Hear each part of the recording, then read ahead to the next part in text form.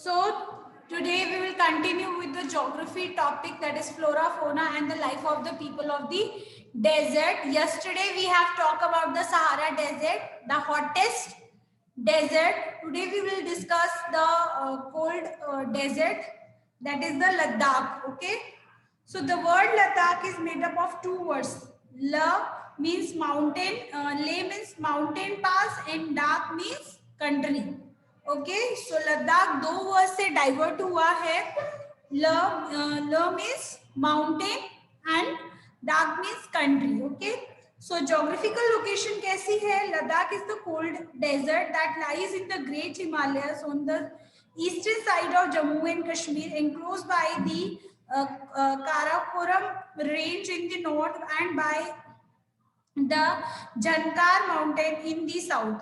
सो जो लद्दाख है वो क्या है? सबसे कोल्ड डेजर्ट है.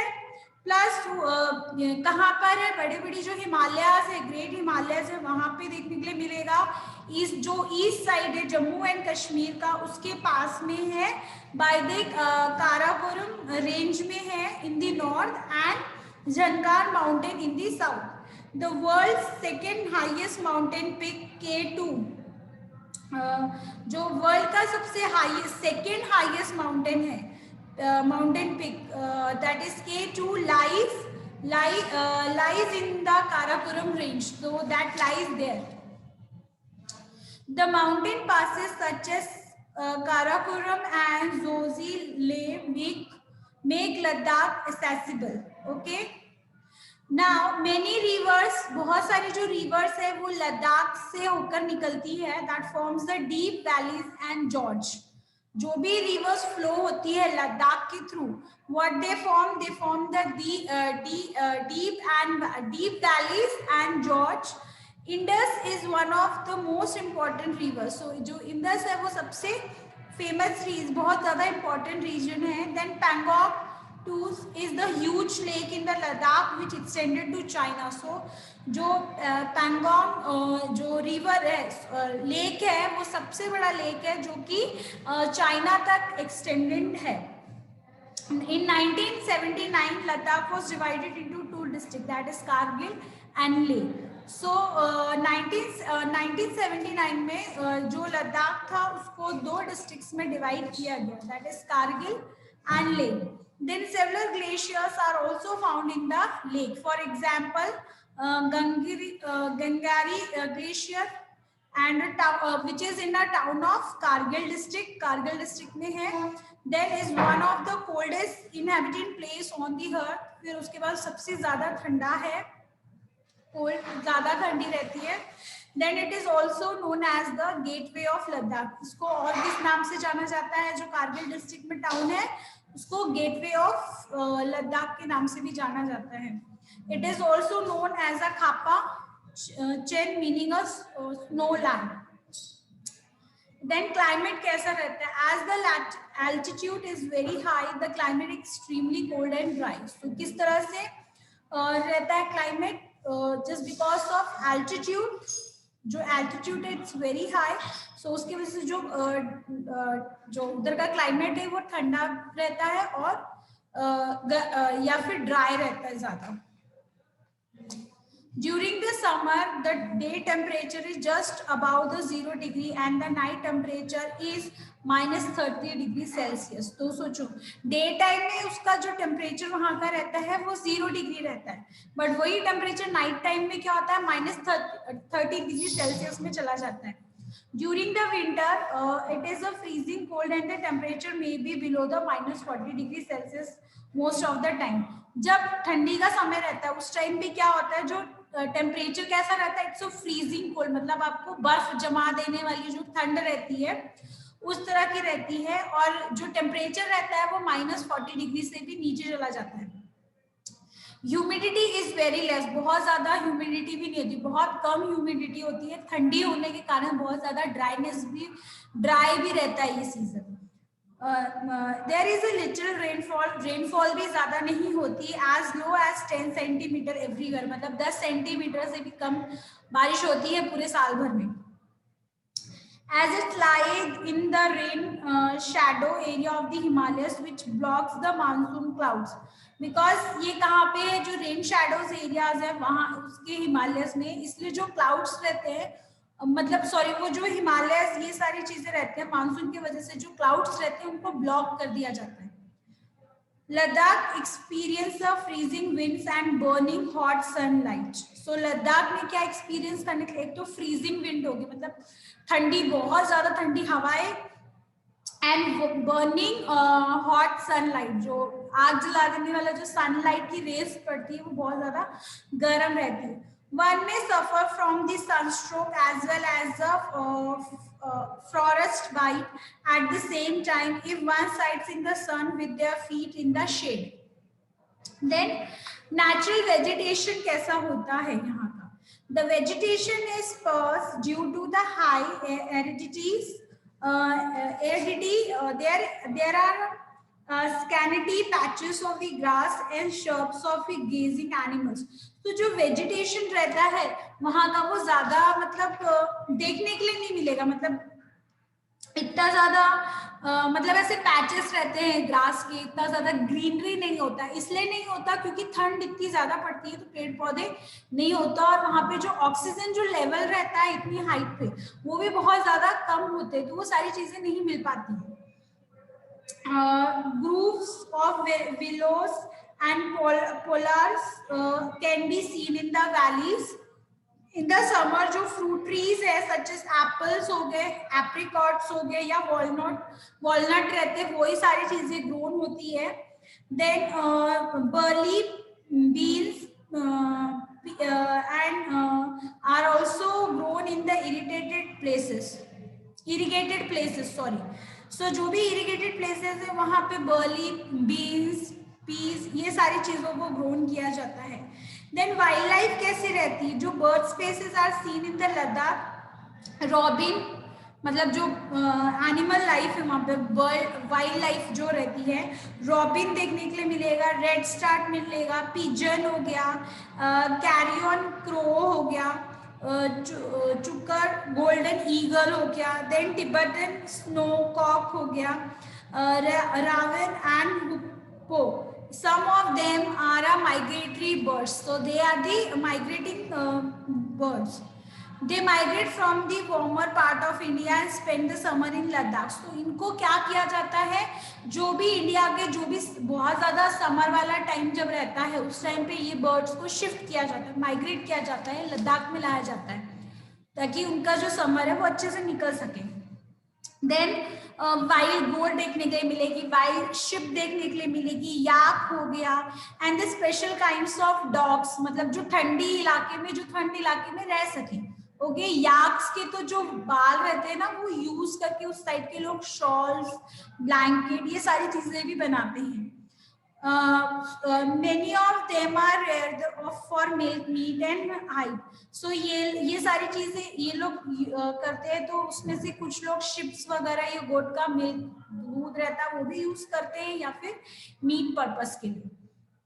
Than snow leopard, Himalayan ibex, wild sheep, gazelle, Tibetan wolf and brown bear are also found here. So ये सारे animals भी आपको यहाँ पे देखने के लिए मिलेगा लद्दाख में. The chiru or the Tibetan antelope is an endangered species found here that is hunted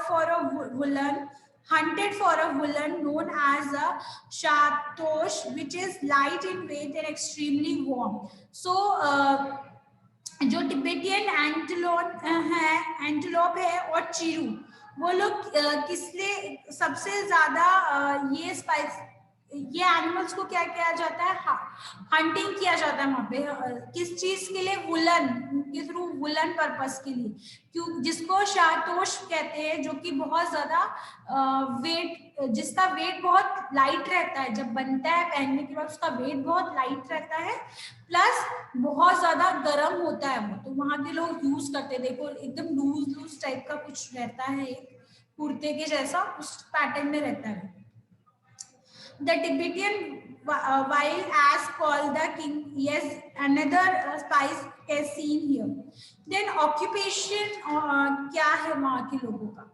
Most of the Ladakians follow the Buddhism and believe in the teachings of Dalai Lama. So as we all know, उधर के लोग ज़्यादातर Buddhism को follow करते हैं और जो भी दलाई लामा उनकी जो भी टीचिंग्स रहते हैं उसको फॉलो करते हैं। वहाँ पे मॉनेस्ट्री भी बहुत ज़्यादा देखने के लिए मिली, जैसे टेम्पल जैसे ही रहता है। Then traditional one member of each family becomes a monk. So traditionally अगर देखा जाए तो हर घर में एक आदमी पक्का monk बनता है, मतलब साधु संत जिसे बोलते हैं हम लोग। Male monks are called the lambas and female monks are called the chomas. So जो मेल्स जो monks बनते हैं साधु उनको लाम्बास बोलते हैं और वहीं अगर फीमेल्स बनती हैं तो उनको चोमोस बोलते हैं। So this has earned the Ladakh the title of the land of the Lambas. So इसी वजह से जो टाइटल दिया गया है लद्दाख को उसको लैंड ऑफ द लाम्बास दिया गया है। Several Buddhist monasteries are founded in the Ladakh. So बहुत सारे बुद्धिस्ट monasteries आपको देखने के लिए मिलेगी लद्दाख में। Traditionally called the Gumpas, such as Hemes, Thikes, Shea, and the Lemura. So these animal rearing is the major occupation of the people. So ज़्यादातर वहाँ पे लोग animals को ही पालते हैं, यानी कि जानवरों को, जैसे कि हो गया याक्स हो गया, मैंने बताया था गोट यानी कि बकरी, शिप हो गई। So are raised in the mountain. So ये सबसे ज्यादा याक क्या करता है, मिल्क प्रोवाइड करता है, वुलन प्रोवाइड करता है एंड हेयर प्रोवाइड करता है। Then they are also use for transport purpose, transportation purpose के लिए भी याक्स को यूज किया जाता है and they are known as the beast of burden, beast of burden के नाम से जाने जाते हैं। शिप एंड गोट सबसे मेनली इसलिए पाले जाते हैं क्योंकि मिल्क, मीट एंड वुलन तीनों चीजें मिलती हैं। Woolen of a very fine quality called the Peshmani is collected from the Peshmani goat or the Changtai. Ladakh is famous for shawls, blankets and carpets.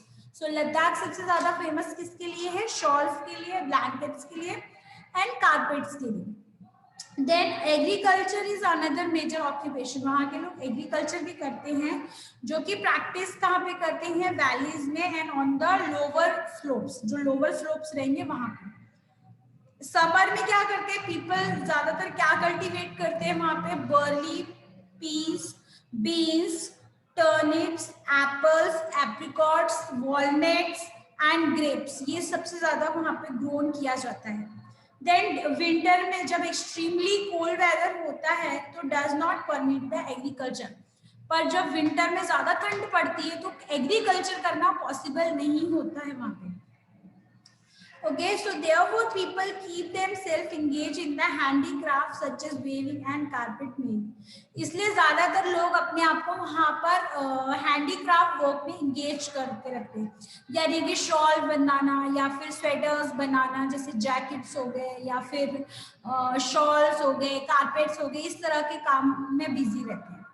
Then tourism सबसे major activity है, क्योंकि बहुत सारे जो टूरिस्ट है वो लद्दाख में visit करते हैं, इंडिया से भी और आउट ऑफ इंडिया भी बहुत सारे लोग विजिट करते हैं। Abroad to visit to go pubs, they trek to see the meadows and glaciers and witness the ceremonies and festivals. तो बहुत लोग ट्रैकिंग के इससे भी जाते हैं वहाँ पे, बहुत लोग वहाँ के फेस्टिवल्स को देखने जाते हैं, उसमें पार्टिसिपेट करने जाते हैं।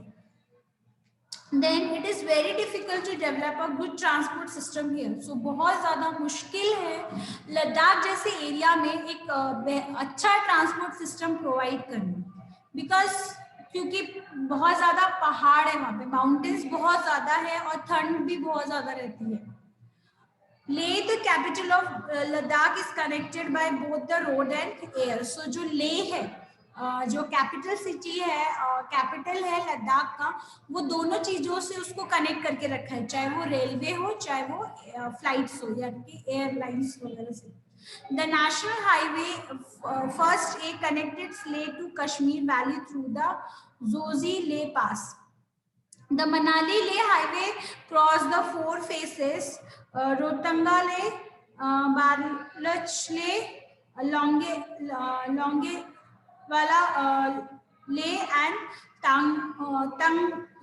Tanglam that open only between the July and September when the snow is clear from the road. So ये सारे areas तभी खुले रहते हैं जब बर्फ नहीं रहती.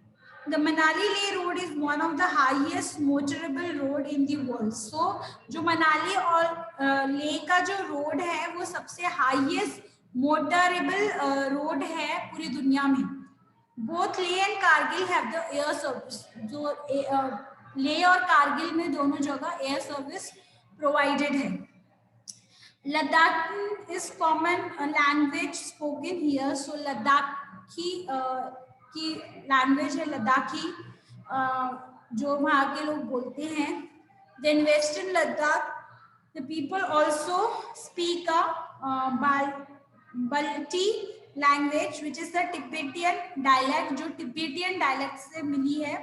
The men wear a long woolen gowns figured with the sheep skin and fur which are tied at their waist. तो जो आदमी रहते हैं वो एक लंबा सा पहनते हैं, सब नीचे तक रहता है वो, जो कि किसके स्किन से बना रहता है और फर से शिप का स्किन सोचो यूज करके बनाए जाते हैं और उसको फिर वेस्ट पे बांधते हैं.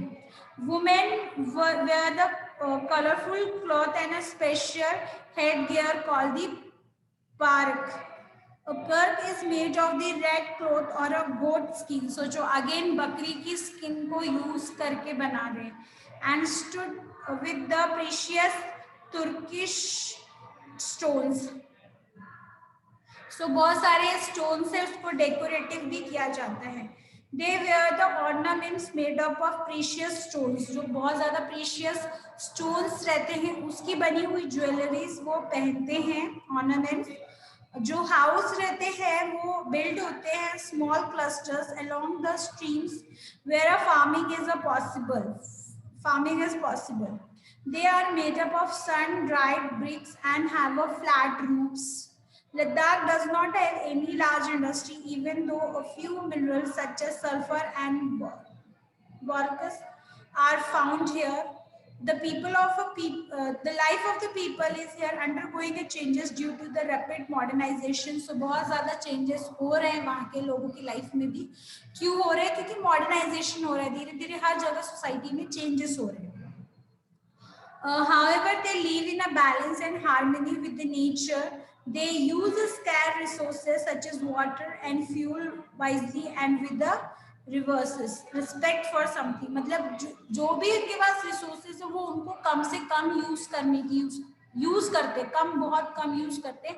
और जो भी उनके पास में रिसोर्सेज है वो उन रिसोर्सेज की रिस्पेक्ट करते, चाहे वो पानी हो या फिर फ्यूल हो. तो वो उनको पता है कि इसे प्रॉपर वे में यूज करना है ताकि वो सारी चीजें वो अपनी फ्यूचर जनरेशन को भी दे सके. लाइक हम लोग क्या कर रहे हैं, हम लोग प्रॉपर डेवलप सिटीज में रह रहे हैं जहाँ पे हर चीज है, but what we are doing, we are using unnecessary resource. Okay, so जहाँ पे हम लोग लिमिटेड रिसोर्सेज को यूज कर सकते हैं वहाँ पे हम लोग बहुत ज्यादा रिसोर्सेज को यूज करके अपने लिए ही प्रॉब्लम क्रिएट कर रहे हैं, या फिर फॉर फ्यूचर जनरेशन, जो कि फ्यूचर जनरेशन उसको फेस करेगा. Okay, but not in Ladakh. Ladakh के लोग मतलब बहुत अच्छे से रिसोर्सेज को यूज करते हैं लिमिटेड में, and plus they respect whatever they have. Okay.